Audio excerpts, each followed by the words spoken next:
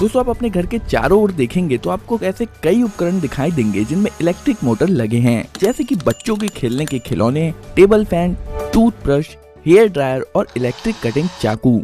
आप इसे चालू करते हैं और किसी तरह ये काम करने लगता है, पर ऐसा कैसे? इस वीडियो में हम इलेक्ट्रिसिटी और मैग्नेट यानी कि चुंबक की बेसिक बातें कवर करेंगे और फिर मोटर कैसे काम करता है यह समझने के लिए इन सभी को एक साथ रखेंगे।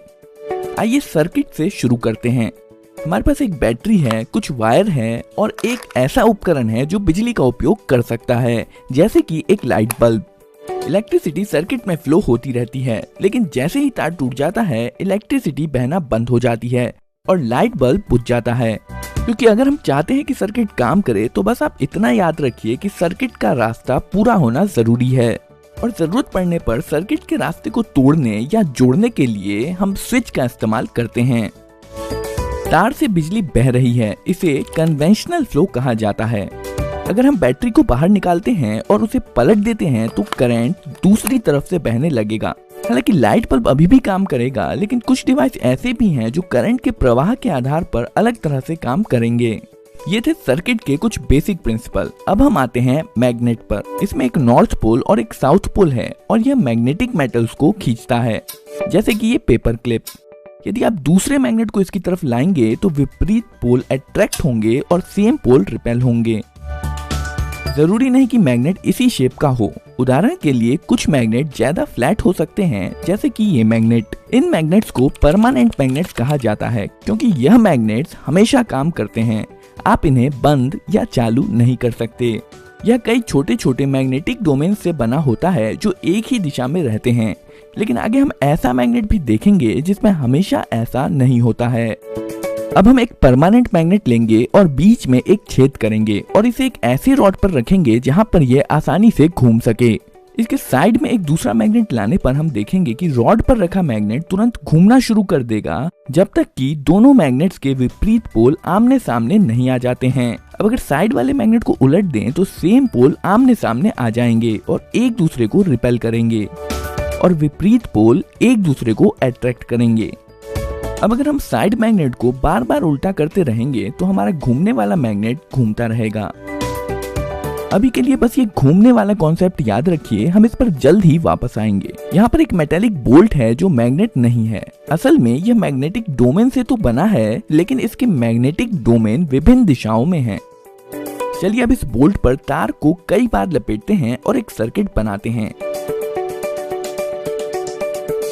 तारों के माध्यम से बहने वाला करंट मैग्नेटिक डोमेन्स को लाइन अप कर देता है। इसका मतलब है कि हमने अभी अभी एक मैग्नेट, या ज्यादा स्पष्ट तरीके से कहें तो एक इलेक्ट्रोमैग्नेट बनाया है। यह वैसे ही काम करता है जैसे कि एक परमानेंट मैग्नेट। यह लोहे के टुकड़े को उठा सकता है और इसमें एक नॉर्थ और एक साउथ पोल होता है जो दूसरे मैग्नेट को अट्रैक्ट या रिपेल करेगा। लेकिन इलेक्ट्रोमैग्नेट इस मायने में खास है कि इसे लाइट बल्ब की तरह चालू या बंद किया जा सकता है, जबकि परमानेंट मैग्नेट के साथ ऐसा नहीं किया जा सकता है।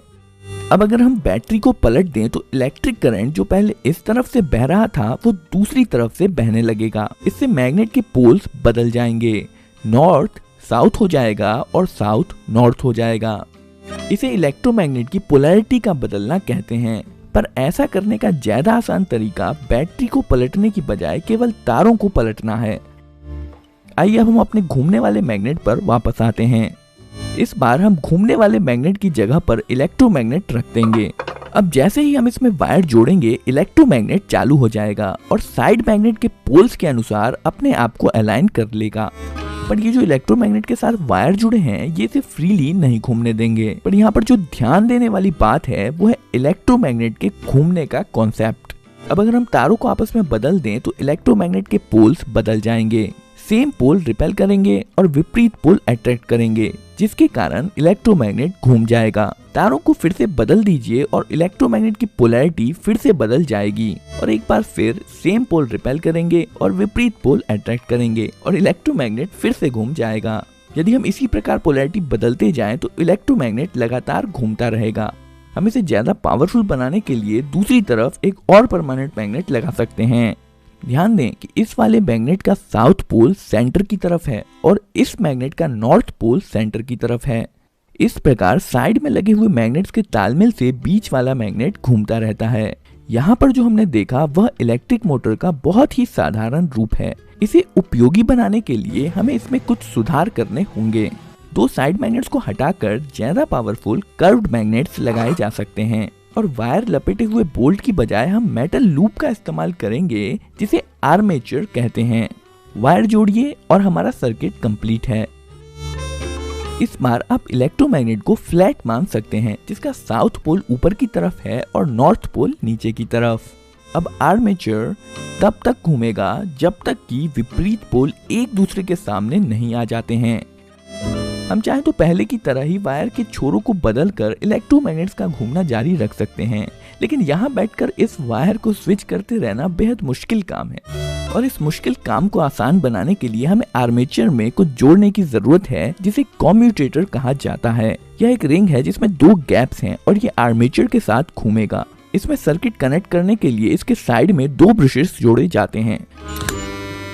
जब कम्यूटेटर घूमता है तब यह ब्रशेस इस पर स्लाइड करते हैं। हमेशा कांटेक्ट बना रहे इसके लिए स्प्रिंग्स का उपयोग किया जाता है। करंट वायर से ब्रश, ब्रश से कम्यूटेटर रिंग से आर्मेचर और फिर आर्मेचर से कम्यूटेटर रिंग और ब्रश के माध्यम से वापस वायर में फ्लो हो जाता है। अब जब इलेक्ट्रोमैग्नेट घूमेगा तो आर्मेचर और कम्यूटेटर रिंग भी घूमेंगे। इस बार इलेक्ट्रोमैग्नेट जब लगभग इतना घूम लेगा तब ब्रशेस कम्यूटेटर रिंग के दूसरी तरफ स्विच कर लेंगे। याद रखिए दो ब्रशेस हैं और यह चीज दोनों तरफ होगी। कॉन्टैक्ट स्विच होने से पहले करंट इस तरह से फ्लो हो रहा था, पर जब ब्रशेस साइड स्विच कर लेंगे तब करंट इस तरह से फ्लो होने लगेगा और जब करंट की डायरेक्शन बदल जाएगी तो इलेक्ट्रोमैग्नेट की पोलैरिटी भी बदल जाएगी और आर्मेचर घूमता रहेगा। असल में कम्यूटेटर रिंग यहाँ पर वही काम कर रहा है जो पहले हम वायर बदल कर रहे थे, पर इस बार यह सब कुछ अपने आप ही कर ले रहा है। जब तक यह बैटरी से जुड़ा हुआ है तब तक यह इसी प्रकार घूमता रहेगा। बैटरी डिस्कनेक्ट कर देने पर इलेक्ट्रोमैग्नेट भी नहीं रहेगा और घूमना भी बंद हो जाएगा। अभी तक हमने आर्मेचर पर बस एक लूप का इस्तेमाल किया है। इसमें मोटर की स्पीड इरेगुलर होती है और इसके अलावा जब ब्रशेस कम्यूटेटर रिंग के टुकड़ों के बीचों बीच होगा तब इस स्थिति में मोटर रुक भी सकता है। इस मुसीबत से बचने के लिए यहाँ पर हम कम्यूटेटर रिंग को और दो भागों में बांटकर और एक लूप जोड़ सकते हैं। शुरुआत में ब्रशेस इन दो कम्यूटेटर के टुकड़ों के कांटेक्ट में होते हैं जो इस इलेक्ट्रोमैग्नेट को ऑन कर देते हैं, जिसके कारण यह घूमना शुरू कर देता है। पर जब कम्यूटेटर रिंग घूमकर इस पोजीशन पर आती है तो ब्रशेस का कांटेक्ट कम्यूटेटर टुकड़े के अगले जोड़े के साथ हो जाता है, जिसका मतलब है पिछला वाला लूप ऑफ हो जाता है और अगला लूप ऑन हो जाता है और अब अगला इलेक्ट्रोमैग्नेट घूमता है। ब्रशेस फिर से कांटेक्ट बदलते हैं और अगला लूप ऑन हो जाता है। मोटर के घूमने के दौरान यह लगातार होता रहता है और लूप्स एक के बाद एक इलेक्ट्रोमैग्नेट बनते रहते हैं और मोटर को घुमाते रहते हैं।